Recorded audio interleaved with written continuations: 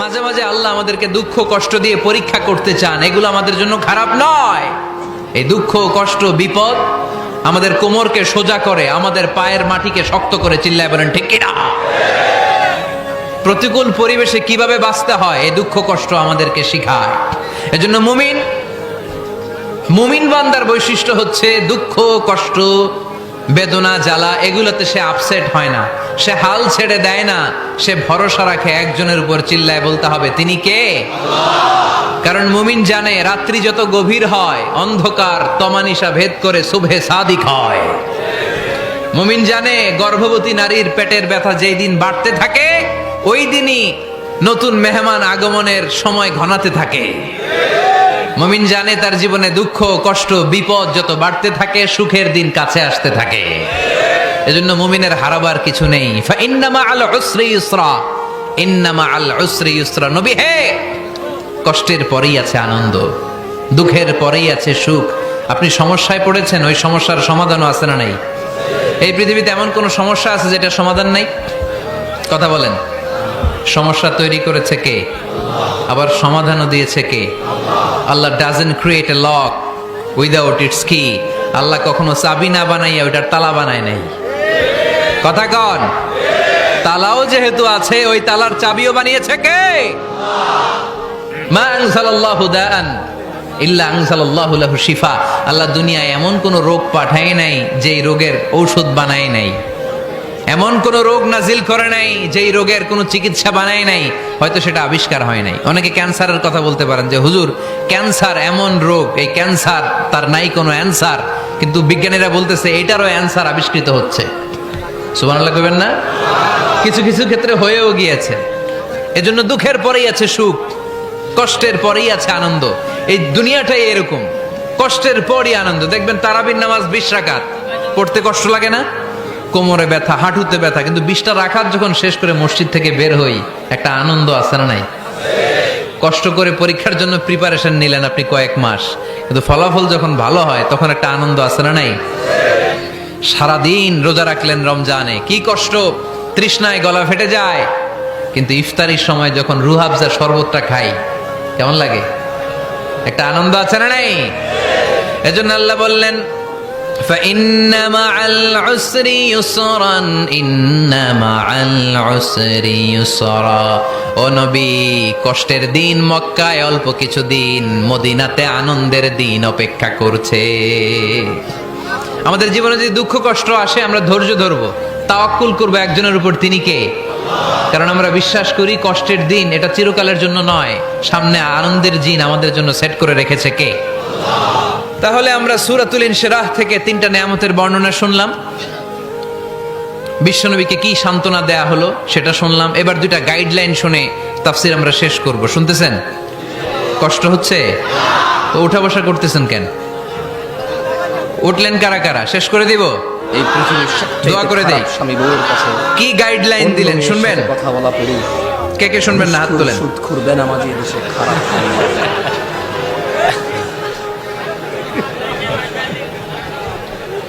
কষ্ট হইতেছে? গরম লাগতেছে না? আমিও ঘামতেছি আপনাদের সাথে সাথে। অনেক গ্যাদারিং হয়ে গেছে। আসেন আল্লাহর নামে 3টা তাকবীর দেই, তারপর কোন 2টা গাইডলাইন তিনি বিশ্বনবীকে দিলেন ওই নির্দেশনা বাণীটুকু শুনে আজকে আমরা বিদায় নেব। আওয়াজ করে পড়তে হবে লিল্লাহে তাকবীর, লিল্লাহে তাকবীর, লিল্লাহে তাকবীর। গাইডলাইন নাম্বার 1, ফাইদা ফারাগতা ফানসাব। নবী আপনি যখন অবসর হন আপনি ইবাদতে মশগুল হন। ফানসাব ফিল ইবাদা, তাফসীর ইবনে কাসিরে এসেছে আপনি ইবাদতে মশগুল হন যখন আপনি অবসর পান। অবসর আল্লাহর দেয়া বড় নেয়ামত, এটা বিশ্বাস করেন? অবসর কিন্তু নেয়ামত।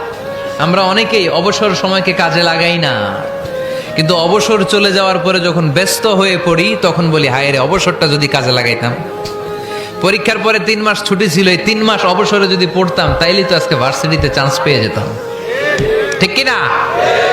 এজন্য বিশ্বনবীর আল্লাহ বললেন নবী ফাইদা ফারাগতা ফানসাব ওয়া ইলা রাব্বিকা ফারগাব।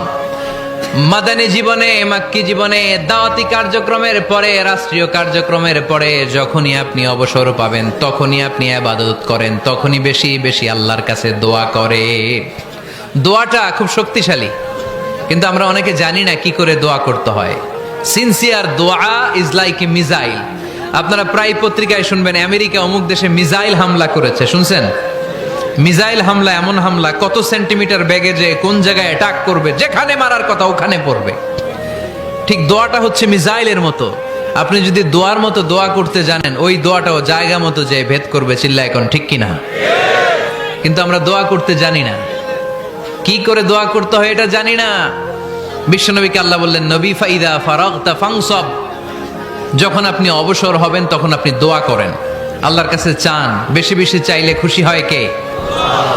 তার মানে প্রথম ঘোষণা হলো ফাইদা ফারাগতা ফানসাব। প্রথম নির্দেশনা হলো নবী, যখনই আপনি অবসর পাবেন ইবাদত করবেন এবং দোয়া করবেন, বেশি বেশি আল্লাহর কাছে চাইবেন। 2 নাম্বার দিক নির্দেশনা হলো ওয়াইলা রব্বিকা ফারগাব, সব সময় আপনি আপনার আল্লাহর দিকে মনোনিবেশ করবেন। বিপদে পড়লে ডাকবো কারে? আমাদের অসুস্থতাকে সুস্থতায় পরিণত করে দিতে পারে কে? চাকরির জন্য পাগল পারা, চাকরি নাই, চাকরির ব্যবস্থা করে দিতে পারে কে? বিদেশে যেতে মনে চায়, পাসপোর্ট দিয়ে রেখেছি, ভিসা নাই, ভিসা লাগাই দিতে পারে কে? কিন্তু আমরা দুঃখ, কষ্ট, বেদনা কিছু একটা হইলেই সবার আগে আল্লাহরে শেয়ার করার আগে ফেসবুকে শেয়ার মেরে দেই। আছে না নাই? আপনাদের ফেসবুক অ্যাকাউন্ট আছে নাকি? কার কার আছে দেখি?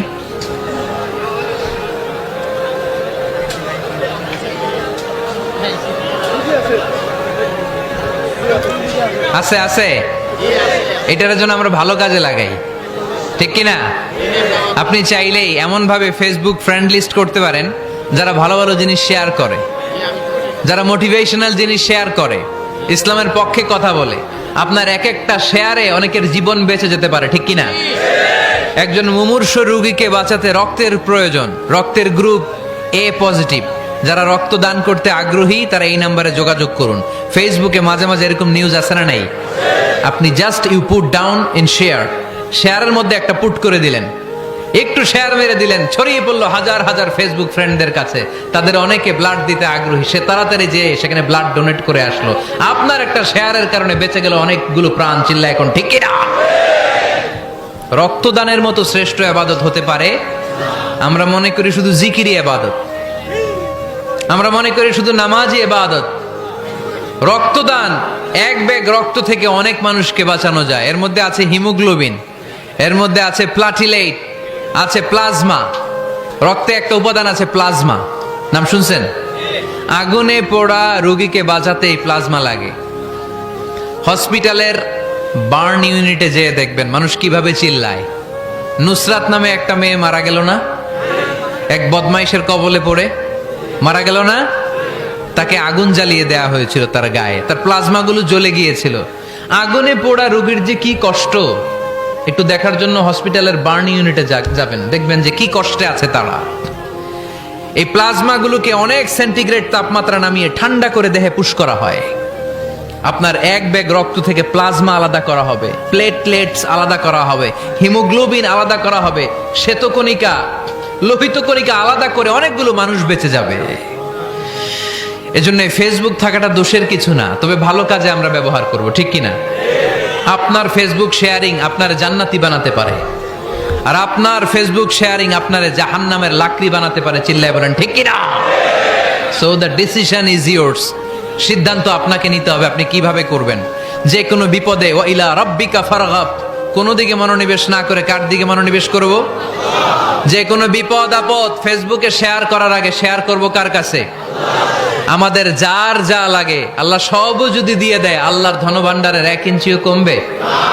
হাদিসে কুদসিতে আল্লাহ বললেন, লাউ আন্না আউওয়ালাকুম ওয়া আখিরাকুম ওয়া ইনসাকুম ওয়া জিন্নাকুম, পৃথিবীর সব জিন, পৃথিবীর সব মানুষ বিশাল মরুভূমিতে দাঁড়িয়ে যদি আমার কাছে চাইতে শুরু করে, আল্লাহ এটা দাও, ওটা দাও, ওটা দাও, আমি আল্লাহ তোমাদের সব চাহিদাও যদি মিটিয়ে দেই, আমি আল্লাহর ধনভাণ্ডারের 1 ইঞ্চিও কমবে না। এজন্য চাইবো কার কাছে? বিপদে আপদে ভরসা করব কার কাছে? আর অবসরগুলোকে কাজে লাগানোর দরকার আছে না নাই? স্বাবলম্বী হওয়ার চেষ্টা করার দরকার আছে না নাই? ফাইন্নামা আল উসরি ইউসরা, ইন্নামা আল উসরি ইউসরা। নবী হে, কষ্টের পরেই আছে সুখ, দুঃখের পরেই আছে আনন্দ। সব সময় মানুষের সময় একরকম কাটে না। এজন্য আমরা তাওয়াক্কুল করতে চাই একজনের উপর, তিনি কে? যখন তোমার মন খারাপ হয় তুমি সূরা ইনশিরাহ তেলাওয়াত করো, কেননা সূরা ইনশিরাহর ভেতরে আল্লাহ এমন মোটিভেশনাল কথা রেখে দিয়েছেন, এমন ইন্সপায়ারেশন রেখে দিয়েছেন, আপনি পড়লেই আপনার হৃদয়টা শীতল হয়ে যাবে। এই সূরাটাকে আমরা 3 ভাগে ভাগ করব। এই সূরার প্রথম 4 আয়াতে আল্লাহ তাআলা বিশ্বনবীর প্রতি কি নেয়ামত দিয়েছেন সেটার বর্ণনা করেছেন। প্রথম 4 আয়াতে নেয়ামতের বর্ণনা, তারপরের 2 আয়াতে বিশ্বনবীকে দিয়েছেন সান্ত্বনা, আর শেষ 2 আয়াতে দিয়েছেন দিক নির্দেশনা। খেয়াল করে শুনেন, প্রথম 4 আয়াতে তিনি দিয়েছেন নেয়ামতের বর্ণনা, পরের 2 আয়াতে তিনি দিয়েছেন আমার প্রিয় নবীকে সান্ত্বনা, আর শেষ 2 আয়াতে তিনি বিশ্বনবীকে দিয়েছেন নির্দেশনা। দেখি মনে রাখতে পেরেছেন কিনা? প্রথম 4 আয়াতে নেয়ামতের বর্ণনা, পরের 2 আয়াতে সান্ত্বনা, শেষ 2 আয়াতে দিক নির্দেশনা। তার মানে প্রথম 4 আয়াতে মার্সি এন্ড দ্য বাউন্টিজ, পরের 2 আয়াতে